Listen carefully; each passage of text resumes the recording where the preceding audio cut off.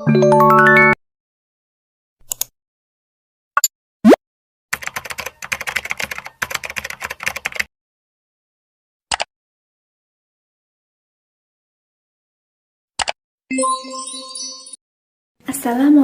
warahmatullahi wabarakatuh.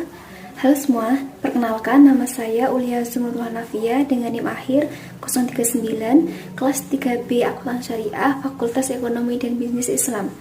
Pada video kali ini, saya akan mempresentasikan materi mengenai rancang bangun ekonomi Islam. Pertama, kita masuk ke dalam pendahuluan. Apa sih ekonomi Islam itu? Ekonomi Islam itu adalah suatu sistem ekonomi yang berlandaskan kepada agama Islam, mencakup nilai-nilai dari Al-Quran dan Sunnah. Ini merupakan ilmu yang mempelajari mengenai perilaku manusia untuk memenuhi kebutuhannya sesuai dengan prinsip-prinsip syariah, serta untuk mencapai suatu keadilan sosial dan kesejahteraan.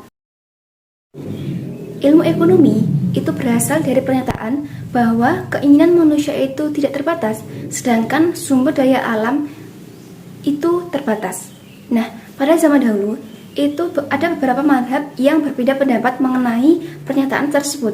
Yang pertama, itu ada mazhab Bakir As-Sadr. Mazhab ini berpendapat bahwa keinginan manusia itu terbatas.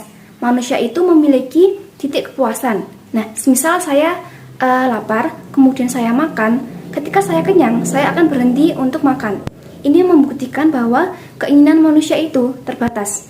Kemudian untuk pernyataan bahwa sumber daya alam terbatas, itu juga ditolak oleh mazhab ini. Karena mazhab ini berpendapat bahwa Allah SWT itu telah menciptakan sumber daya alam yang cukup untuk seluruh manusia. Yang kedua ada mazhab mainstream. Mazhab ini berbeda dengan mazhab Bakir tadi. Mazhab ini justru setuju dengan pernyataan bahwa keinginan manusia itu tidak terbatas, sedangkan sumber daya alam itu terbatas. Semisal, ada beberapa wilayah yang masih kekurangan beras, sedangkan pada negara-negara maju atau berkembang, beras sudah cukup atau layak untuk dikonsumsi. Namun, beberapa wilayah masih kekurangan atau bahkan tidak ada beras. Ini membuktikan bahwa sumber daya alam itu masih terbatas. Kemudian, untuk pernyataan bahwa manusia itu memiliki keinginan yang tidak terbatas, itu benar. Karena Nabi Muhammad SAW itu bersabda bahwa manusia itu tidak akan pernah puas. Semisal, manusia diberi 1 lembah emas, maka ia akan meminta 2 lembah emas. Ketika diberi 3 lembah emas, maka manusia tersebut akan meminta 4 lembah emas, dan begitu pula seterusnya. Ini membuktikan bahwa keinginan manusia itu tidak terbatas. Ketiga ada mazhab alternatif kritis. Mazhab ini justru mengkritik 2 mazhab sebelumnya. Mazhab Bakir dikritik karena berusaha menemukan sesuatu yang baru yang sebenarnya sudah ada, menghancurkan teori lama dan menggantikan dengan yang baru. Kemudian untuk mazhab mainstream tadi dikritik karena dianggap menjiplak ekonomi neoklasik dan menggantikan variabel riba dan memasukkan variabel zakat dan niat. Mazhab ini berpendapat bahwa Islam itu sudah tentu benar, namun ekonomi Islam itu belum tentu benar karena merupakan hasil tafsiran manusia serta Al-Quran dan Sunnah. Dengan begitu, kebenarannya pun belum tentu mutlak. Selanjutnya, ini adalah sketsa rancang bangun ekonomi mikro Islam. Ada 3 bagian. Yang pertama ada teori ekonomi Islam, itu sebagai fondasi dalam kerangka tersebut. Kemudian ada prinsip-prinsip sistem ekonomi Islam. Dan yang terakhir, yang paling atas, itu ada perilaku Islam dalam bisnis dan ekonomi. Selanjutnya kita masuk ke dalam pembahasan. Yang pertama ada nilai-nilai universal teori ekonomi. Itu yang pertama ada nilai tauhid. Tauhid itu adalah suatu fondasi di dalam agama Islam yang mana menyatakan bahwa semua alam semesta ini diciptakan oleh Allah SWT, sehingga Allah SWT itu sebagai pemilik yang hakiki. Sedangkan manusia itu diciptakan untuk beribadah kepadanya, yaitu untuk diberi amanah untuk memiliki sumber daya tersebut, tetapi hanya sementara waktu. Oleh karena itu, segala aktivitas manusia yang berhubungan dengan sumber daya dan manusia lainnya itu selalu dibingkai dengan hubungan oleh Allah. Oleh karenanya, Semua perbuatan yang kita lakukan itu akan kita pertanggungjawabkan, termasuk dengan aktivitas bisnis dan ekonomi kita. Terus yang kedua ada keadilan. Kita sebagai khalifah di muka bumi ini diwajibkan bisa menjaga hukum Allah dengan menjamin bahwa pemanfaatan sumber daya alam itu dilakukan dengan cara yang adil dan benar untuk kesejahteraan manusia. Dalam Islam, adil itu berarti tidak menzolimi dan tidak dizolimi. Implikasinya, semisal saya mempunyai suatu bisnis, maka saya tidak boleh mengambil keuntungan pribadi dengan merugikan orang lain atau merusak alam. Tanpa keadilan, manusia itu akan membuat suatu golongan, dan golongan tersebut akan saling menzolimi untuk mencapai tujuan yang lebih besar. Terus yang ketiga ada nubuah atau kenabian. Para nabi dan rasul itu diutus untuk menyampaikan bagaimana sih cara hidup yang baik dan benar. Oleh karena itu, diutuslah Nabi Muhammad SAW untuk menyampaikan beberapa sifat yang bisa diterapkan untuk para pebisnis. Yang pertama ada sidik atau jujur. Pada nilai ini, maka muncullah turunan khas ekonomi dan bisnis, yaitu efektivitas, mencapai suatu tujuan dengan baik dan benar, dan efisien, yaitu melakukan sesuatu dengan baik dan benar tanpa adanya kemubaziran. Terus yang kedua ada amanah atau kepercayaan. Ketika manusia itu sudah bisa diberi amanah, maka manusia tersebut akan mendapat julukan memiliki kredibilitas yang tinggi dan tanggung jawab. Ini akan sangat berguna bagi bisnis karena sifat ini akan membuat bisnis menjadi lancar. Yang ketiga ada fatonah atau kecerdasan. Semua aktivitas kita itu harus didasarkan dengan ilmu, dan kita juga harus bisa mengoptimalkan seluruh potensi akal kita untuk mencapai tujuan tertentu. Jujur, kredibilitas, dan tanggung jawab itu tidaklah cukup untuk bisnis. Para pebisnis itu harus juga pintar dan cerdas untuk mengusahakan bagaimana usahanya itu berjalan dengan efektif dan efisien. Ini juga bermanfaat untuk menghindari dari pelaku penipuan.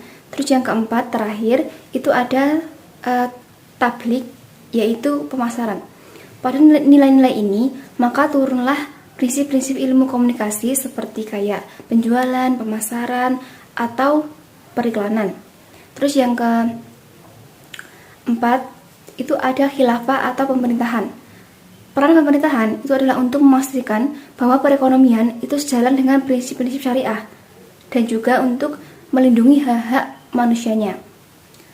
Ini semua dicapai untuk mewujudkan maqasid al-syariah, yaitu tujuan-tujuan syariah, yang mana kalau menurut Imam Al-Ghazali untuk mencapai kesejahteraan manusia. Yang kelima, yang terakhir ada mangat atau hasil.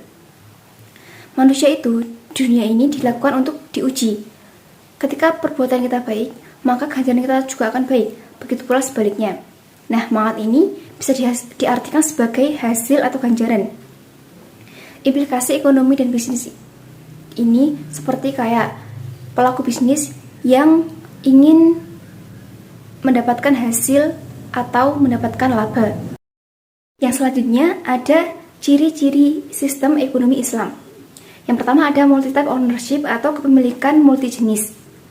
Nilai tauhid dan nilai keadilan ketika digabungkan itu akan melahirkan prinsip atau konsep multi-type ownership. Dalam Islam, konsep ini mengakui berbagai macam kepemilikan seperti kepemilikan swasta, negara, dan campuran. Dalam nilai tauhid tadi itu disebutkan bahwa Allah SWT itu kan sebagai pemilik primer, sedangkan manusia itu sebagai pemilik sekunder, sehingga kepemilikan swasta pun diakui. Kemudian untuk menjamin keadilan, maka cabang-cabang produksi yang penting dan memenuhi hajat banyak orang itu akan dikuasai oleh negara, sehingga kepemilikan negara pun diakui. Yang terakhir ada kepemilikan campuran, ini juga mendapat tempat di dalam Islam, seperti kayak kepemilikan asing negara, swasta asing, dan domestik negara. Terus yang kedua ada freedom to act atau kebebasan untuk bertindak atau berusaha. Keempat nilai-nilai nubuah tadi, yaitu sidik, fatonah, amanah, dan tablik, itu digabungkan dengan nilai keadilan dan nilai khilafah atau pemerintahan, itu akan menciptakan konsep freedom to act, yaitu kebebasan untuk bertindak atau berusaha. Pada konsep ini, nantinya akan menciptakan mekanisme pasar dalam perekonomian. Dalam mekanisme pasar itu tidak boleh terjadi adanya distorsi atau penzaliman. Kemudian untuk nilai keadilan dalam ekonomi itu melarang adanya mafsadah atau perilaku yang merusak seperti kayak riba, terus ada tadlis atau penipuan, horor, ketidakpastian, dan maisir atau perjudian. Kemudian untuk peran negaranya sendiri itu adalah sebagai wasit, yaitu mengawasi interaksi pelaku-pelaku bisnis untuk tidak melanggar syariah Islam dan untuk mencegah tidak terjadinya adanya kayak penzoliman sehingga perekonomian pun berjalan dengan baik. Yang ketiga ada social justice atau keadilan sosial. Ini berfokus kepada keadilan distribusi sumber daya dan kekayaan. Konsep ini menekankan pentingnya persaudaraan universal dan kewajiban untuk memenuhi hak-hak orang lain dengan berbagai instrumen seperti zakat, infak, atau sedekah. Keadilan itu tidak hanya bersifat spiritual, tapi juga bersifat fisik. Ini berbeda dengan konsep kapitalis dan sosialis yang cenderung mengabaikan nilai-nilai moral dalam distribusi kekayaan. Terakhir, itu ada akhlak atau perilaku Islami dalam perekonomian. Nah, memiliki landasan teori yang kuat serta prinsip-prinsipnya saja, itu tidak cukup untuk menjalankan suatu bisnis. Manusia itu harus bisa bertindak atau berakhlak dalam menjalani suatu bisnis dengan cara yang profesional, baik dia menjadi produsen, konsumen, karyawan, atau bahkan pemerintahan sekalipun. Nabi Muhammad SAW itu pernah bersabda bahwa aku diutus itu untuk menyempurnakan akhlak. Oleh karena itu, perilaku baik buruknya suatu pelaku bisnis itu juga akan menentukan sukses atau gagalnya bisnis yang dijalani tersebut. Sekian materi yang bisa saya sampaikan. Terima kasih atas perhatiannya. Saya berharap bahwa materi saya ini dapat bermanfaat bagi kalian semua. Saya juga ingin meminta maaf apabila ada kesalahan kata. Wassalamualaikum warahmatullahi wabarakatuh. 猫金羽毛小鸭鸭，水温刚刚好。